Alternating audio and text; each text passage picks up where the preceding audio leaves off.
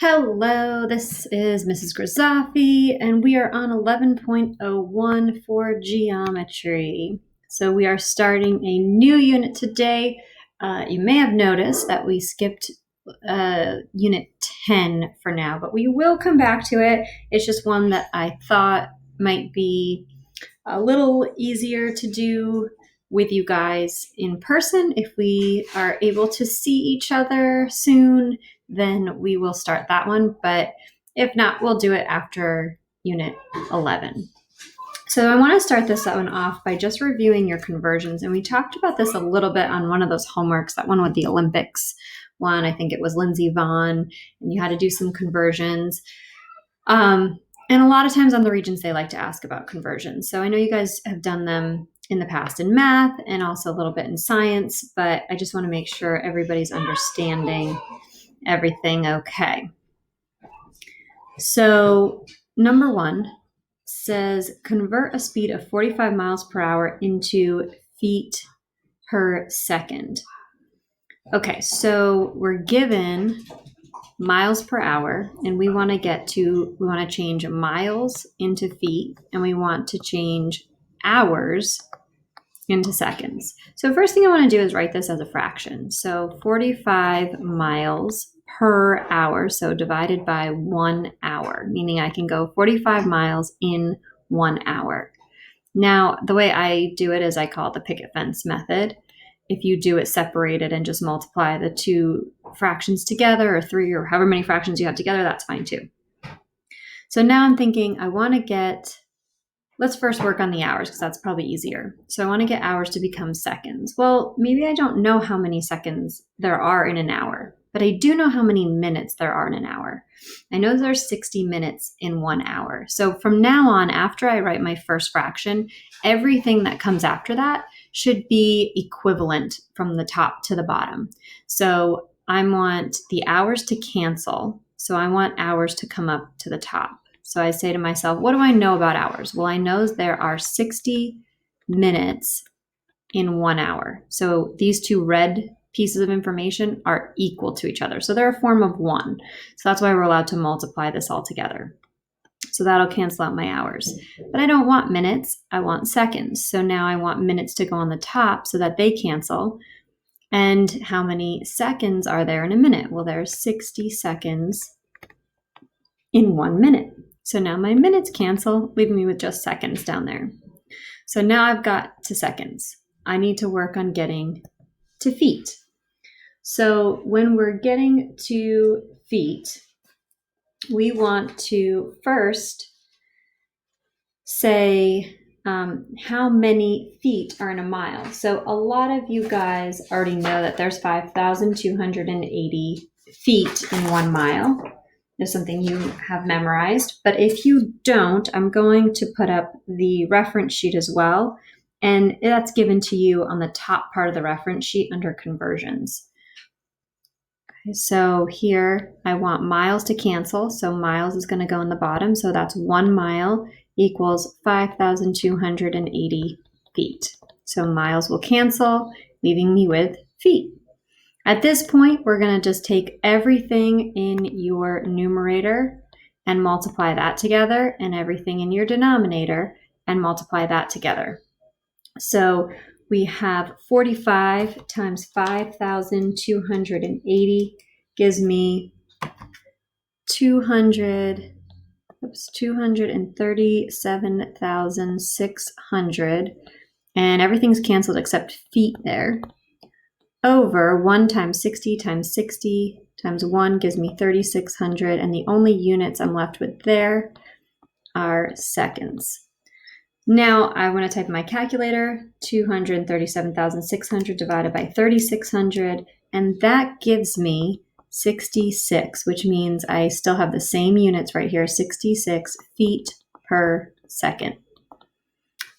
Okay, so that is equal to 45 miles per hour. Okay, number 2 and 3, I would like you guys to try on your own and see how you do. I'll go through number 2 with you, and then maybe for 3, I'll just give you the answer for that.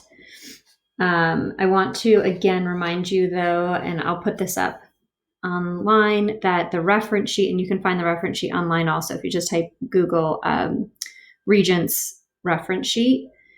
It's the same one that you guys used for algebra as well. And the top portion is all conversions. So there's a lot of different pieces of information there that will help you on this kind of stuff. So a 9-time gold medalist, Usain Bolt from Jamaica, claimed the title of the greatest sprinter in history at the 2016 Olympic Games. In 2009, Usain ran 100 meters in a blazing 32.2 feet per second average speed. How does this compare to typical car driving speed? Round your answer to the nearest integer. So here we want car driving speed. Well, how do we drive a car? We drive a car in miles per hour. And we know that he ran 32.2 feet per second. So first thing I'm going to do is write that as a fraction, 32.2 feet in 1 second. So from here, if you're good, pause it, see if you can do it on your own, and then you can just fast forward through this part after that and just get the answer. If you need a little help, I'll go through it now. Okay, so we've got feet needs to become miles, seconds needs to become hours. So if I need feet to go away, then I'm going to put feet down here. Well, what do I know about feet? Well, we just said there's 5,280 feet in 1 mile. That's going to get rid of feet, leave me with miles.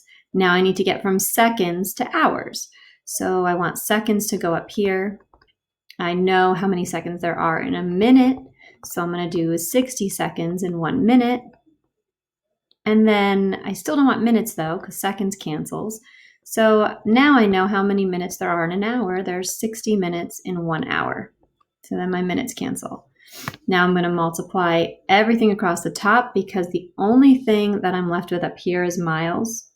And the only unit down here I'm left with is hours. So I'm going to multiply those together. And you can write out that you get 115,920 over 5,280. Or we can just write out that decimal.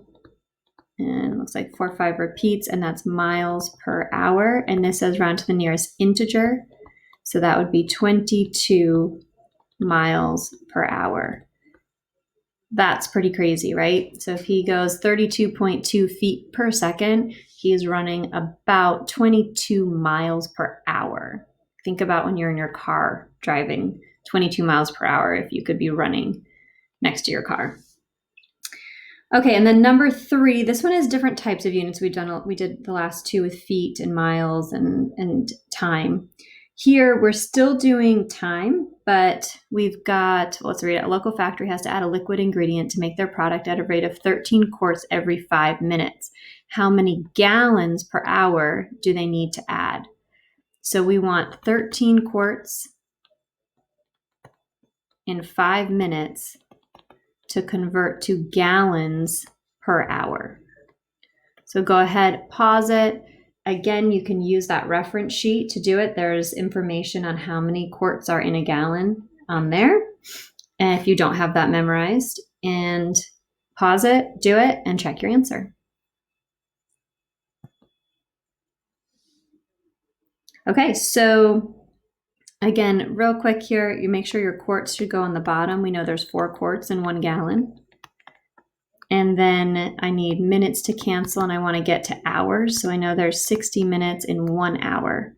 So minutes cancel, quarts cancel, left with gallons per hour, and that should give you 39 gallons per hour. So that's conversions, part 1 of our notes. Next, we're going to move on to part 2. Again, you can use your reference sheet to help you on this. This is where we start to have some formulas that are very helpful that we get from the reference sheet. We're going to talk mainly today about prisms and cylinders. First, let's start with a prism. So first of all, a polyhedron is a 3D figure whose all their surfaces are going to be polygons. A prism means you're going to have 2 congruent, parallel bases. And that's really important. So the bases have to be congruent to each other and they have to be parallel to each other. When we talk about prisms, we name them based on whatever shape their base is. So if you have a rectangular prism, that means your two bases that are congruent and parallel to each other are rectangles. And the height of a prism is always the perpendicular segment that joins the two bases together, joining the bases together. So when we talk about volume of a prism, and you'll see this on your reference sheet, it says this. And this capital B right here means area of the base. So a prism can have any different shape base. So we make it a little generic by saying capital B times H, meaning find the area of the base and then multiply it by H, your height. So number one, we look here, and it doesn't matter what you choose as your bases here because you could choose any pair would be congruent and parallel, but all of them are in the shape of rectangles. So this would be a rectangular prism. Find the volume. So formula is capital B times H. I know that my base, so let's make it the base that it's sitting on right here. So that base is a rectangle, and I know the area of a rectangle is length times width. So this is the formula. You may already have this memorized, which is great, and then you can continue using it. It's just length times width times height. That's to find the volume, so how much a rectangular prism can actually hold. So you may want to just memorize this formula. Anytime you see a rectangular prism, length times width times height. So now we're just going to substitute in. So our length is 6 times our width is 4, and then the piece that's the perpendicular segment joining our two bases together is that green line would be your 5, because here you're going to have those two blue rectangles are your bases. And that's going to give us, if we multiply 6 times 4 times 5 together, 120 units cubed. Number 2. So 2, notice you have, again, two parallel congruent bases. So that's these right here. None of the other faces are parallel to each other. So that's why those have to be the bases, which means this is going to be a triangular prism. So I need to give you guys some info here. So let's say that CE is 12. Let's say AC along here is 5. We're going to say this is isosceles. So CB is also 5. And AB, so the distance along this side of the triangle, is going to be 6. All right, so we want the volume, which is capital B times H. So this is the area of the base. Our base is a triangle. So to find the area of a triangle, I'm going to do 1/2 base times height times the height of the entire prism. So be very careful. There's 2 H's here. This is the height of the triangle. This is the height of the whole entire prism. So we take the area of our triangle. So 1/2, the base of our triangle is 6. We need to find the height. So let's drop our altitude here. Now, if this is isosceles, it means that it's going to separate, when it hits the base, it's going to separate it into 2 equal parts. So that's going to be 3. And now I have a right triangle right here. I can use Pythagorean theorem to find my height. 3 squared plus, let's call it x. 3 squared plus x squared equals 5 squared. Or you may have noticed that this is a Pythagorean triple that you may already know, and it's a 3, 4, 5 triangle. So you've got 9 plus x squared equals 25, x squared equals 16, so x is 4. So our height is 4. And then the height of our entire prism, to find that, you find your two bases, which are in green, and you find the perpendicular segment that connects them. So this is perpendicular to both of those bases. So our height would be 12. Type that in your calculator. You should get 144 units cubed.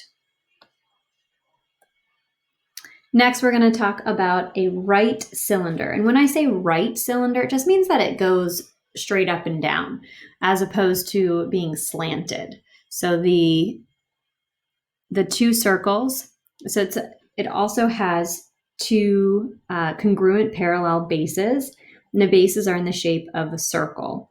So this one we have a more specific formula for, but it's really the same as the formula for a prism because it's the area of our base, and our base is pi r squared because our base is a circle, and the area of a circle is pi r squared times the height of your entire prism. So our circle, you're going to take the radius of that, square it, and this formula right here is given to you directly on your reference sheet. It'll say cylinder equals pi r squared h. Number 3 says the volume of a right cylinder is 150 pi and the diameter is 10 feet. Find the height. So we're going to use our formula. We know the formula of a right cylinder is pi r squared h.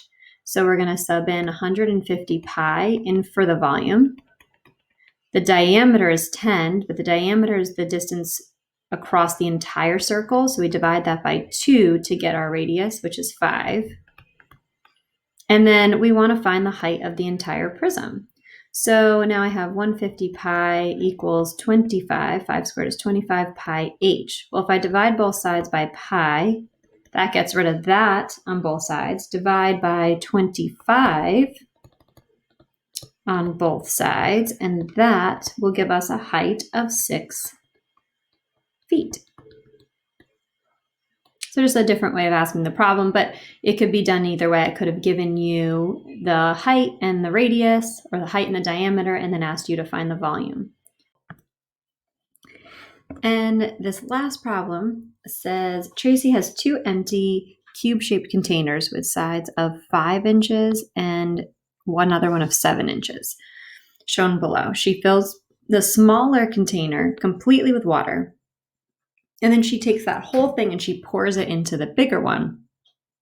And we want to know how deep to the nearest tenth of an inch will the water be in the larger container. So we're taking up this whole thing, fill it up with water, dump it into the larger one. And let's say the water goes to here.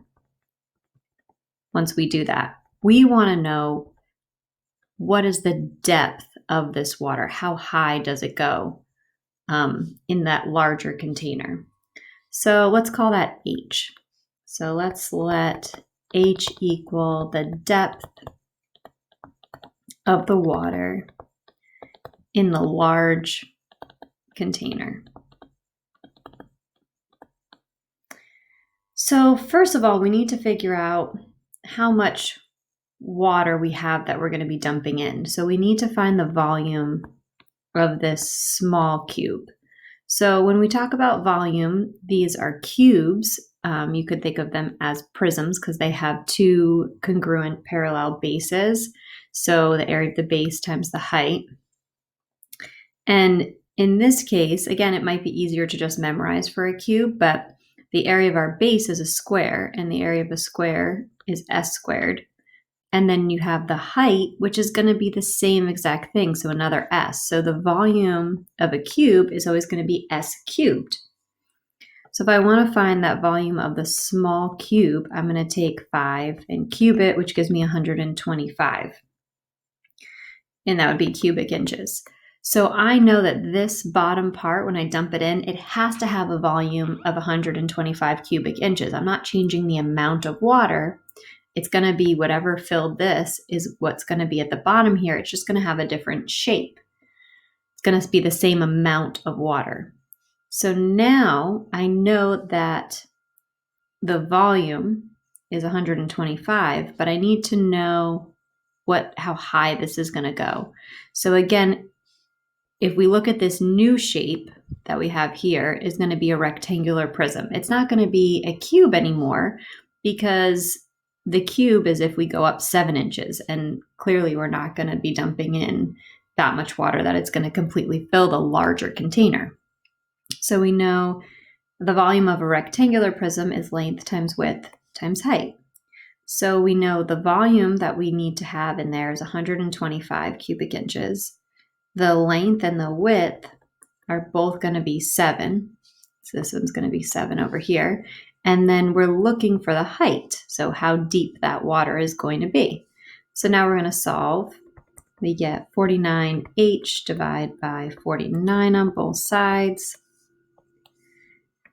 And H gives us a long decimal, 2.551020408. It says round to the nearest tenth of an inch, so that'd be 2.6 inches. So once we dump our water in, it'll go 2.6 inches up along that 7-inch cube. So the height of that water, if we fill this up and dump it in, it'll go 2.6 inches up into that larger cube. And that's it. And that concludes our 11.01 notes. I hope you guys are all staying healthy and loving math and having fun with your families. And I'll see you for the next lesson. Pie out.